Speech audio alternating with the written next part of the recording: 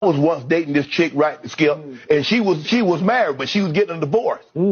I knew I wanted her. I said, you know what? I'll pay for the divorce because I believe she was the one. That's what I did. I said, why you arguing about this? He wouldn't sign the papers. I said, why you arguing about this little bit of money? I gave her the money, filed the divorce because I believe. Hey, boy, ain't no fucking way, boy. Hey, yo, Steve. Yes, sir. Yeah, you've been my wife, bro. What you gotta say for yourself? I'm sorry. You're sorry?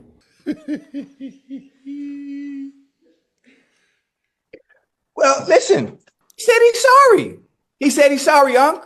Now listen, this is what you don't do. This is as a man, understanding. You know, that's my wife, girlfriend, someone you're seeing, someone you're talking to.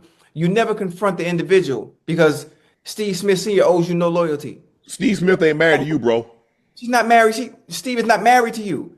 You talk to your wife. You check your wife, and that goes for any and everybody. I know a lot of people you want to crash out about your woman and all this stuff, man. Or your man.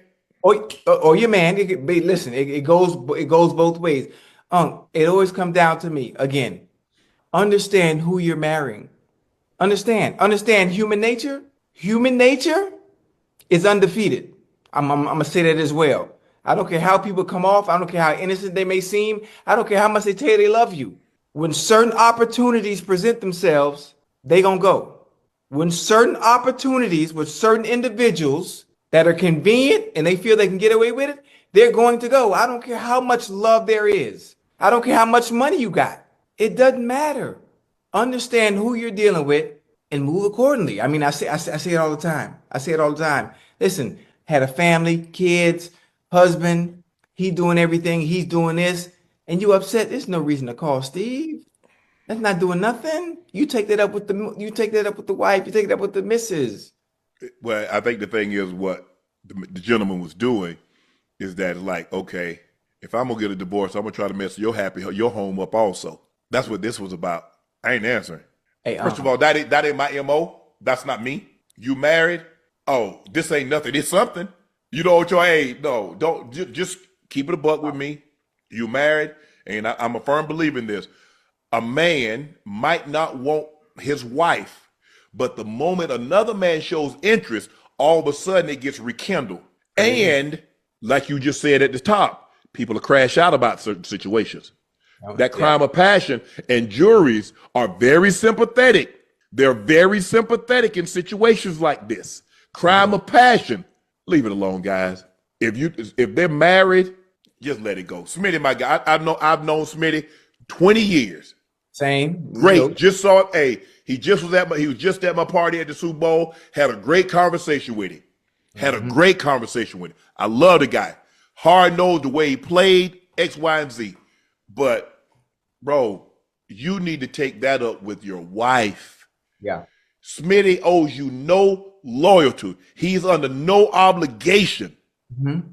Now, he's going to have to deal with the issue at home, on his own situation. But this I don't know the gentleman's name. That's a situation you got to handle with your wife. She has the loyalty clause. She's the one that has an obligation to you. You. All right, people, what's going on? So you see what's going on. Shannon Sharp and Chad Johnson are talking about this case involving Steve Smith. Steve Smith, Hall of Fame wide receiver, just got caught cheating on his wife with another woman, and that woman happens to be married. And I guess the husband found out about it somehow, and he's calling Steve Smith out. He calls his number, and he's putting him on blast, and he posts all of this to the internet. Now, Shannon Sharp and Chad Johnson are essentially, I consider it clowning him to a degree. They're basically saying, don't hate the player, hate the game. Don't check Steve Smith, check your wife. That whole deal. And, you know, I don't agree with that in any way, shape, or form, but that's a whole other thing for a whole other time. With keeping with the theme of my show, of my channel, I'm going to tell you guys to stay safe and don't put yourself in the middle of things like this. I always tell you guys, when you see a woman in trouble, you got to be very cautious about trying to help. I want you to think about this from the perspective of a neighbor or a person who might see this woman getting attacked. Think about this. You see this woman getting attacked, and maybe you do know why she's getting attacked. Maybe you don't know why she's getting attacked. Do you jump in? Now, think about the factors that are going on behind the scenes with this particular case. You got a man who met this woman on Tinder. They fall in love. They have kids. He buys a house, and they're living together. This woman goes out and she cheats on this man with a very famous athlete who probably has more money. I don't know what the guy does, but Steve Smith he played in the league for a very long time. He's a Hall of Famer. He works with the NFL Network. He has money.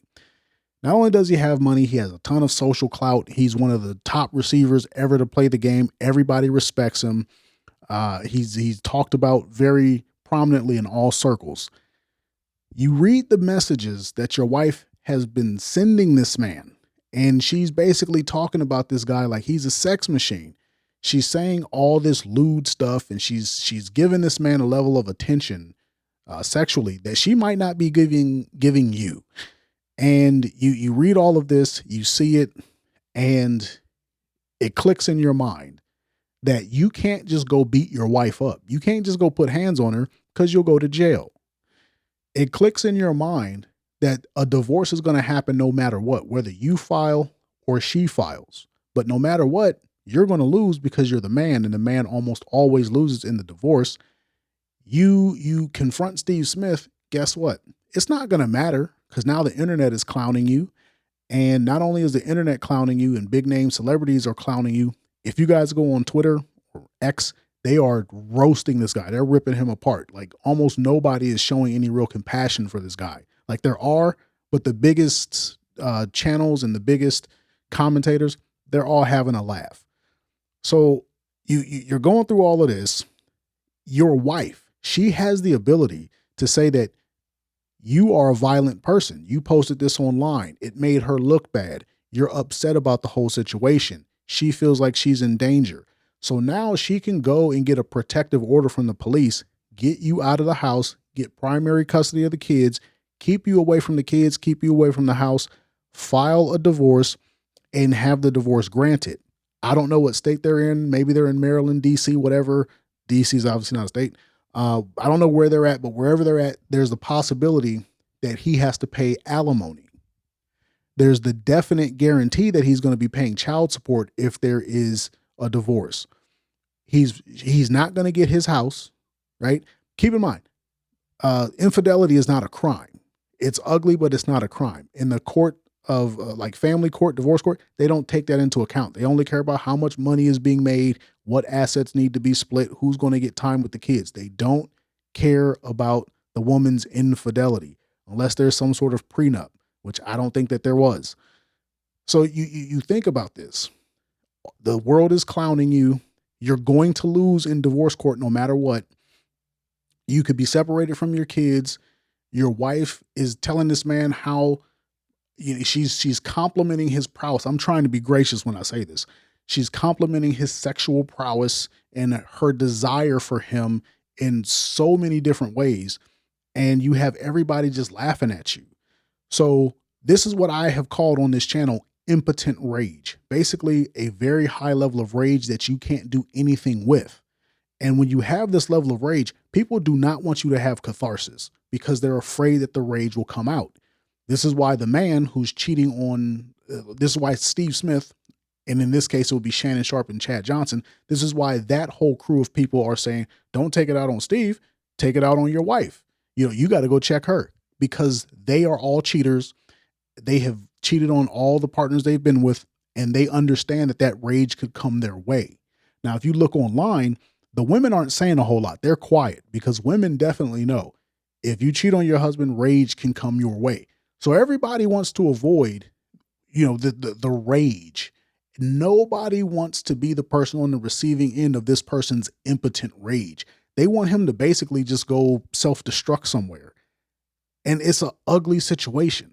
So think about it from that man's perspective, or think about it from the perspective of a neighbor who might happen to witness all of this go down. And then one day you see this man putting hands on his wife. Would you jump in? Knowing all of this, knowing how this man must feel being emasculated at one of the deepest possible levels, would you jump in? I certainly wouldn't. I would say this woman did everything she could to earn this particular fate.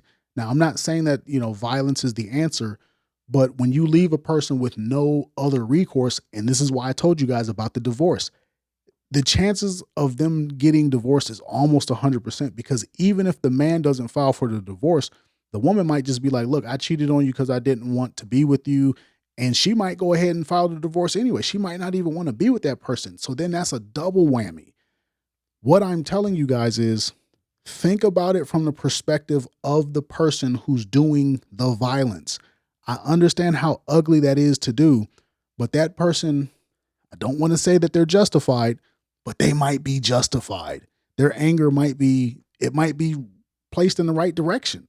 And why would you put yourself in between this man with all of the things that I just listed? And there might be things that I'm leaving out, but with all of the stuff that I just talked about, why put yourself between that man and that woman in order to save that woman? You're not going to gain anything from that. If anything, you're going to end up beat up. You're going to end up stabbed or shot, taken off the senses. You're going to end up in bad health. You're going to end up in a legal situation, and all for what? To get wrapped up in some content that Chad Johnson and Shannon Sharp are laughing about. The whole internet is laughing about it. Now you just become another content piece. You got bad health and you got to spend money on lawyers and stuff. No, let that woman suffer the fate that she worked for and has earned. Not saying that it's okay. I'm just telling you to choose yourself, put yourself first. Don't put your cape on. You're not bulletproof.